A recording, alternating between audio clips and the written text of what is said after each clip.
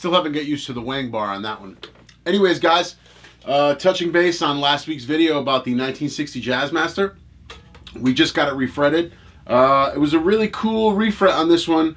Knock on wood, this was probably the easiest fret job I've ever done.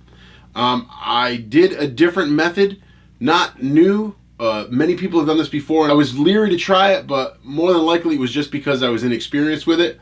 I asked a couple questions. My buddy Joel and my buddy Jesse kind of said, yeah, you do this, this, this, this, and this. So I used a radius beam and basically clamped the entire neck straight with the frets in. And then very carefully you can wick super glue down into the fret tang and kind of hold the frets in there. And believe it or not, I needed barely any leveling. The guitar plays all over the neck.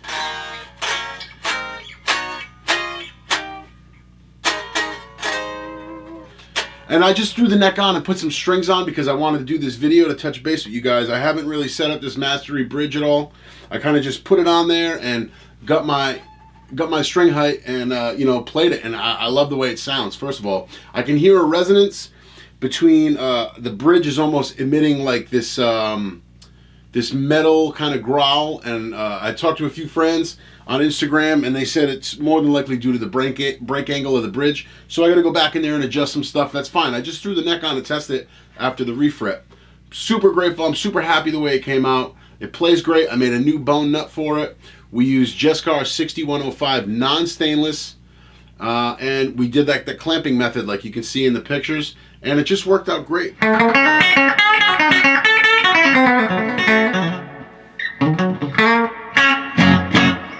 You can hear that out of phase position too. It sounds really cool.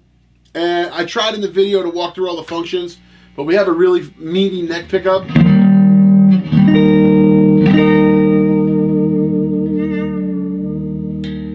have that tone pot working great.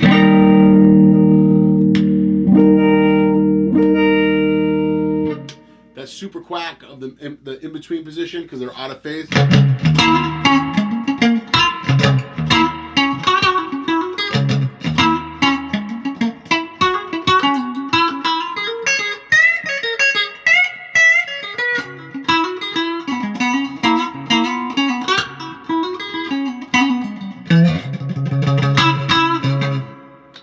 And then back, you know, you got the bridge, and the bridge is plenty powerful.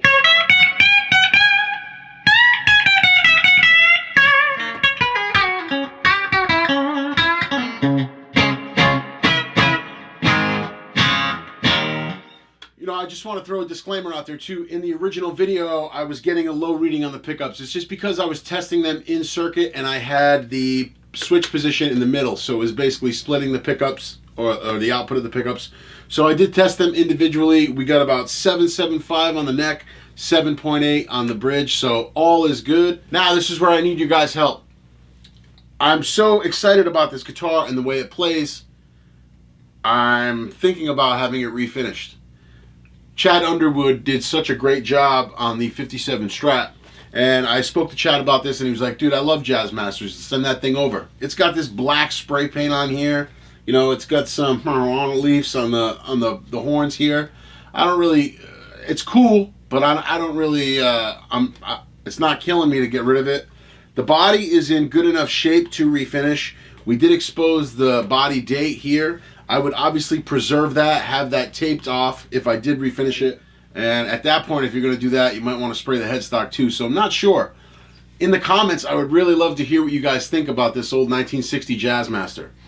Now, my reasoning behind refinishing it is I'm not looking to invest a bunch of money to sell the guitar, to flip it, or to sell it to somebody else. I've always wanted to tinker with a Jazzmaster. I've wanted another, you know, Fender 25.5 scale guitar. Jazzmaster fit the bill. It was cheap enough when I purchased it. So to spend a few bucks on a refit and have that done right is not something that I'm upset over. Again, I'm not trying to keep the budget low because I want the most for my resale value. This will be something I'll keep. So I'd love to hear your suggestions. I'd love to read what you guys think about it. Again, we did a fret job and that worked out great. We have all of our original components. We do need to find a tortoise guard. I thank you guys for telling me to check out Spitfire. Those guys seem really, really great. I talked to them quite a bit, so I may be moving forward with that in the future, but I know there are some Jazzmaster fans out there, and if you guys are watching this video, maybe we can remove this black spray painted finish on here and do this thing up proper. Again, some of the color choices, I don't want to just limit it to 3, but some of the color choices were to be not see-through blonde like an ash body guitar, but more of a Olympic white turned blonde. Sonic blue would be really, really cool. The Fiesta red would be great, and maybe a shoreline gold color. So those are some of my thoughts. I would love to hear what you guys have to say, and you know, your opinion. And who knows, whoever, I mean, we'll tally them up. We'll see what color ends up getting the most votes, and then we'll go from there. Also, if you want to email me any pictures of certain colored Jazzmasters that I should check out, that maybe I haven't seen, I'll put my email in the description so you guys can get in touch with me there. But we have another playable guitar in the fleet, and there's no gun to my head saying I have to get this thing refinished tomorrow. It's something I really may want to do, and if I find the right color, it's go time. I'll ship this thing off to Chad and we'll have it done. So I thank you guys for checking out this video on this 1960 Jazzmaster. Like I said, we refretted the neck with Jescar 6105 non-stainless. I did a new little method that's new to me, not new to the fretting world, but my first time trying it, and I'm really happy with the results. I'll probably do that from now on. It was quite easy. And also, we're thinking about a refin. Everything else is working. It's fully functional. And like I said, man, it would be cool to see a really wild custom color on here. So I have 3 or 4 colors in mind. If you guys want to chime in down below and give me some examples, that'd be great. We'll talk soon, guys. Stay tuned for more videos, more content, and I thank you so much. Peace.